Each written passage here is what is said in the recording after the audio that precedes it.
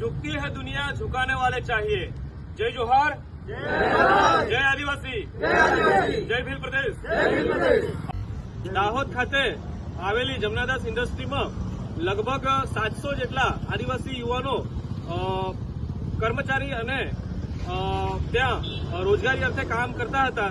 તેમને 8 કલાકનું મહેનતાણું આપી અને 12 કલાક કામ કરાવવાની જે શોષણની વ્યવસ્થા હતી એના સામે આદિવાસી પરિવાર દ્વારા મુદ્દો ઉઠાવવામાં આવ્યો અને એમની ઓવરટાઈમની તથા ગમે ત્યારે કાઢી નાખવાની અને પગાર સ્લીપ ન આપવા જેવી અલગ અલગ 7 થી 8 જેટલી માંગણીઓ આજે સ્વીકારવામાં આવી છે અને સુખદ રીતે આ જે સમસ્યા ઉભી થઈ હતી એનું અંત આવ્યો છે।